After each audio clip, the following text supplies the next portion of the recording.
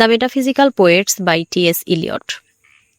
T.S.. ইলিয়টের বিখ্যাত সমালোচনামূলক প্রবন্ধ দ্য মেটাফিজিক্যাল পোয়েটস, যেটি প্রকাশিত হয়েছিল 1921 সালে, এটি ছিল ইংরেজি সাহিত্যের একটি কালজয়ী সৃষ্টি। জাতীয় বিশ্ববিদ্যালয়ের অনার্স চতুর্থ বর্ষের লিটারারি ক্রিটিসিজম কোর্সের জন্য এটি অত্যন্ত গুরুত্বপূর্ণ। তো ক্রিটিসিজম পরীক্ষায় ভালো ফলাফলের জন্য এই প্রবন্ধের পটভূমি, মূল বিষয়বস্তু, এই প্রবন্ধে কাদেরকে নিয়ে ক্রিটিসাইজ করা হয়েছে, কাদেরকে প্রশংসা করা হয়েছে, এই জিনিসগুলো সম্পর্কে আমরা বিস্তারিত বাংলায় জানব। তো প্রথমেই চলো প্রবন্ধের মূল প্রেক্ষাপট ও এলিয়টের উদ্দেশ্য জেনে নেই, যে এলিয়ট কেন এই প্রবন্ধটি লিখেছিলেন। তো 1921 সালে স্যার হারবার্ট জে.সি. গ্রিয়ারসনের একটি কবিতা সংকলনের সমালোচনা করতে গিয়ে এলিয়ট মূলত ইংরেজি সাহিত্যের ইতিহাসকে নতুন করে লেখার চেষ্টা করেন। এই কবিতা সংকলনের ক্রিটিসিজম করতে গিয়ে বা সমালোচনা করতে গিয়ে তিনি এই মেটাফিজিক্যাল পোয়েট্রি সম্পর্কেও লিখেছেন। ডক্টর জনসনের ধারণাকে খণ্ডন করা, এটাই ছিল তার প্রথম উদ্দেশ্য। ডক্টর জনসনের ধারণাকে তিনি কিভাবে খণ্ডন করেছেন এটা আমরা জেনে নেই। অষ্টাদশ শতকের প্রভাবশালী সমালোচক ছিলেন ডক্টর স্যামুয়েল জনসন।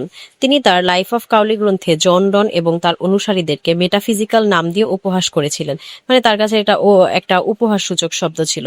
পরবর্তীতে এটাই একটা মেটাফিজিক্যাল পোয়েটস দের ধারা সৃষ্টি করেছে। তো তিনি বলেছিলেন, এই যে মেটাফিজিক্যাল পোয়েটস, এই কবিরা কেবল পণ্ডিতই দেখানোর জন্য কবিতা লিখতেন এবং তাদের কবিতায় জোর করে ভিন্ন ভিন্ন ধারণাকে জোড়া দেওয়া হতো, যেটাকে একটা বিখ্যাত লাইন দিয়ে তুলনা করা হয়েছিল, সেটা হচ্ছে হেটারোজিনিয়াস আইডিয়াস আর ইয়ক বাই ভায়োলেন্স টুগেদার। আর এলিয়ট কি করেছেন, এই যে ডক্টর জনসনের ধারণাটাকে সম্পূর্ণ উল্টো প্রমাণ করার চেষ্টা করেছেন। তিনি বলেছেন যে এই মতবাদটি সম্পূর্ণ ভুল এবং তাদের যে মেটাফিজিক্যাল পোয়েটসদের যে ভালো দিকগুলো আছে সেগুলো তুলে ধরে তিনি ডক্টর জনসনের সাথে একটা যুক্তি দিয়ে আলোচনা করেছেন। আর একটা তার উদ্দেশ্য ছিল রোমান্টিক ও ভিক্টোরিয়ান কবিদের শ্রেষ্ঠত্বকে চ্যালেঞ্জ করা। মানে তিনি এলিয়ট সবসময় ভেবেছেন যে মেটাফিজিক্যাল পোয়েটরা রোমান্টিক এবং ভিক্টোরিয়ান পোয়েটসদের থেকে উচ্চ মর্যাদার সম্পন্ন এবং তাদের লেখালেখি আরো বেশি গুরুত্বপূর্ণ। এলিয়টের সময় ওরসোথ, শেলি বা টেনিসনের মতো কবিদের শ্রেষ্ঠ মনে করা হতো, কিন্তু এলিয়ট দেখাতে চেয়েছেন যে এদের কবিতা অতি আবেগপ্রবণ এবং এদের যে সপ্তদশকের মেটাফিজিক্যাল কবিরা অনেক বেশি পরিপক্ক, আধুনিক ছিলেন।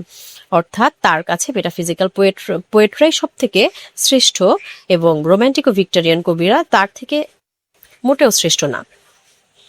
তারপর এলিয়ট তার প্রবন্ধে যে সকল কবিদের নিয়ে আলোচনা ও সমালোচনা করেছে, এখন আমরা সেই কবিদের লিস্ট গুলো জানবো। এটা খুব ইম্পর্টেন্ট, অবশ্যই খাতায় নোট করে এটা পড়ার চেষ্টা করবে। এলিয়ট এই প্রবন্ধে কেবল মেটাফিজিক্যাল কবিদের প্রশংসাই করেননি, বরং ইংরেজি সাহিত্যের অন্য ধারার কবিদের সাথে তাদের তুলনা ও সমালোচনা করেছেন। তো যাদের তিনি প্রশংসা ও সমর্থন করেছেন তাদের নামগুলো আগে জেনে নেই। প্রথমেই ছিলেন জন ডান। ইনি ছিলেন এলিয়টের প্রধান নায়ক এবং প্রিয় একজন কবি। ডনের কবিতায় কিভাবে তীব্র আবেগ এবং জটিল বুদ্ধিবৃত্তি একসাথে মিশে গেছে, এলিয়ট তার ভূয়সী প্রশংসা করেন। এরপর ছিলেন অ্যান্ড্রু মার্ভেল। মার্ভেলের কবিতার গভীরতা এবং লাইনের ভেতরে সূক্ষ্ম বুদ্ধিমত্তার প্রশংসা তিনি করেছেন। এরপর ছিলেন জর্জ হারবার্ড ও রিচার্ড ক্র্যাশো।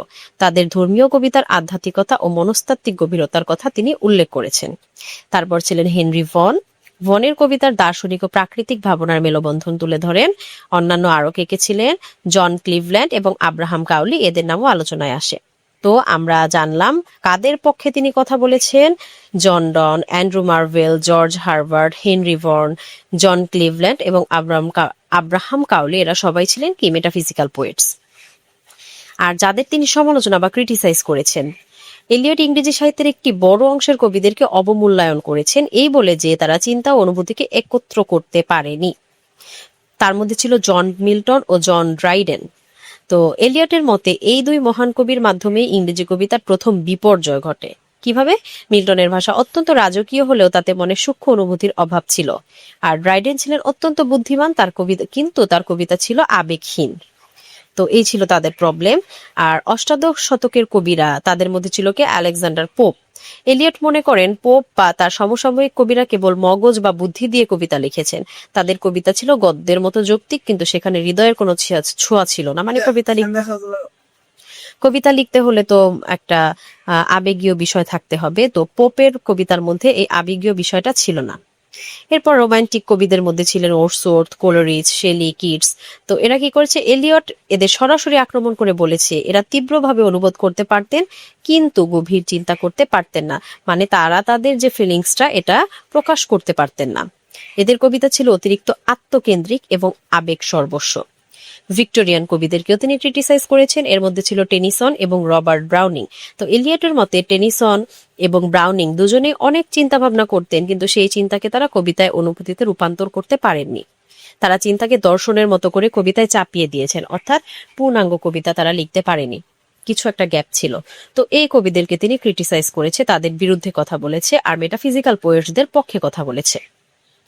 এরপর আমরা জানবো হচ্ছে প্রবন্ধের অন্তর্ভুক্ত মূল বিষয়বস্তু বা তাত্ত্বিক ধারণা, তিনি কি কি ধারণা আমাদেরকে দিয়েছেন। তো পরীক্ষায় ভালো নম্বর পাওয়ার জন্য এলিয়টের প্রবন্ধের ভিতরের মূল যুক্তিগুলোকে নিখুঁতভাবে জানা আমাদের জন্য জরুরি। প্রবন্ধে মূলত 4টি প্রধান বিষয় অন্তর্ভুক্ত ছিল। এই 4টি বিষয় অবশ্যই অবশ্যই আমাদেরকে গুরুত্ব সহকারে জানতে হবে।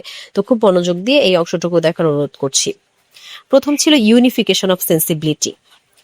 এই ইউনিফিকেশন অফ সেন্সিবিলিটির মূল কথা কি, এটা দিয়ে কি বোঝানো হয়েছে চলো জেনে নেই। এটি হলো মগজ এবং হৃদয়ের মিলন, fusion of thoughts and feeling. What is unification of sensibility? Unification of sensibility is the fusion of thought and feeling. মানে হচ্ছে এলিয়টের মতে একজন সত্যিকারের কবির কাজ হলো একটি কঠিন বৈজ্ঞানিক বা দার্শনিক চিন্তাকে ভালোবাসার অনুভূতির মতো করে অনুভব করা, মানে কঠিন হার্ড জিনিসগুলোকে খুব সফট ভাবে প্রেজেন্ট করা। তারপর মেটাফিজিক্যাল কবিদের উদাহরণ জেনে নেই যে কিভাবে তারা ইউনিফিকেশন অফ সেন্সিবিলিটি প্রেজেন্ট করেছে। ধরো জন ডান যখন কবিতা লিখতেন তখন তার কাছে একটি জ্যামিতিক চিন্তা বা বৈজ্ঞানিক আবিষ্কার যেমন কম্পাস বা মানচিত্র কোনো শুষ্ক বিষয় ছিল না। ওই যে কম্পাসের 2 পায়ের সাথে তিনি তুলনা করেছিলেন তাকে আর তার বিলাভেটকে, আমরা এরকম একটা কবিতা 3rd ইয়ারে পড়েছিলাম, সবারই হয়তো বা মনে আছে। তিনি সেটাকে প্রেমের অনুভূতির সাথে মিলিয়ে দিতেন। ডনের কাছে চিন্তা ছিল এটি অভিজ্ঞতার মতো যা তার ইন্দ্রিয়কে নাড়া দিত। আরেকটা মূল থিওরি তিনি যেটা দিয়েছিলেন সেটা হচ্ছে ডিসোসিয়েশন অফ সেন্সিবিলিটি। তো what is dissociation of sensibility? মূল কথা, ডিসোসিয়েশন অফ সেন্সিবিলিটি কি? এটি হলো বুদ্ধি এবং আবেগের বিচ্ছেদ, মানে বুদ্ধি এবং আবেগ দুটো খণ্ড বিখণ্ড হয়ে আলাদা হয়ে যাওয়া। একত্রে থাকলে সেটা তো খুব সুন্দর একটা জিনিস হয়ে দাঁড়ায়, কিন্তু এটা যখন আলাদা হয়ে যায় তখন সেটা কবিতায় প্রয়োগ করলে কবিতাটার আর মাধুর্য থাকে না। তিনি এটাই বোঝাতে চেয়েছেন। মিল্টন ও ড্রাইডেনের যুগ থেকে কবিরা এই দুটি গুণ একসাথে ধরে রাখতে ব্যর্থ হয়, এই জন্যই তখন তাদের কি হয়েছিল, ডাউন ঘটেছিল।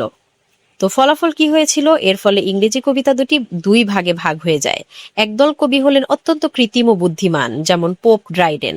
তারা কি করতো, হার্ড ওয়ার্ড ব্যবহার করতো কিন্তু সফটনেস তাদের মধ্যে ছিল না। আর অন্য দল হলেন অতিরিক্ত আবেগপ্রবণ কিন্তু চিন্তাহীন, যেমন রোমান্টিক কবিরা। এলিয়ট এই বিভাজনকে ইংরেজি কবিতার জন্য একটি অন্ধকার যুগ বলে আখ্যায়িত করেন। এগুলো সম্পূর্ণ এলিয়টের ব্যক্তিগত চিন্তা, অন্যদের চিন্তার সাথে তার চিন্তা মিলবে না। তো আমরা যখন তারটা পড়বো তার মতো করে চিন্তা করব, অন্যদেরটা যখন পড়বো তাদের মতো করে চিন্তা করব, তখন আমাদের আর প্যাচ লাগবে না। তো এরপর আমরা জানবো হচ্ছে মেটাফিজিক্যাল কনসিটের নতুন সংজ্ঞা ও যৌক্তিকতা সম্পর্কে, যে মেটাফিজিক্যাল কনসিটটা কি।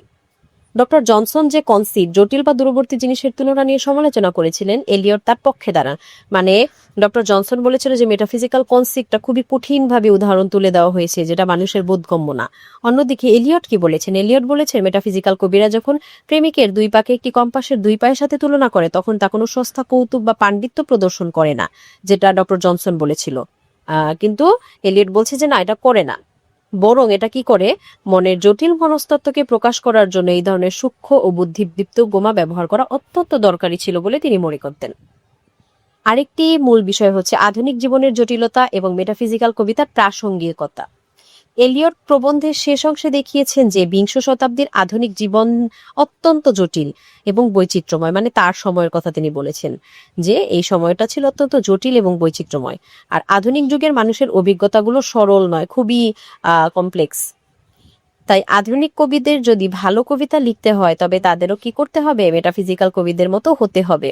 তাদের কবিতায় জটিলতা, বুদ্ধিবৃত্তি এবং আবেগের সংমিশ্রণ থাকতে হবে। এলিয়টের মতে জুল লাফোর্ক বা তিস্তো করবিয়ের মতো ফরাসি প্রতীকবাদী কবিদের সাথে মেটাফিজিক্যাল কবিদের অনেক মিল রয়েছে। মানে তিনি বিখ্যাত যে ফরাসি প্রতীকবাদী কবি আছে তাদের সাথে মেটাফিজিক্যাল পোয়েটসদেরকে তুলনা করেছেন, অর্থাৎ তার মতে মেটাফিজিক্যাল কবিরাই বেস্ট। অন্যান্য আধুনিক যুগের যে কবিতা আছে তাদের থেকে মেটাফিজিক্যাল কবিতাগুলো মানে অত্যন্ত উঁচু।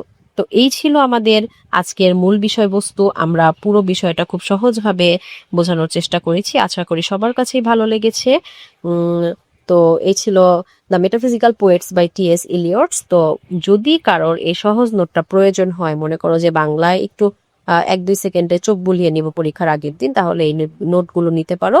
যারা নোট নিতে চাও অবশ্যই কমেন্ট করে জানাবে। ধন্যবাদ সবাইকে।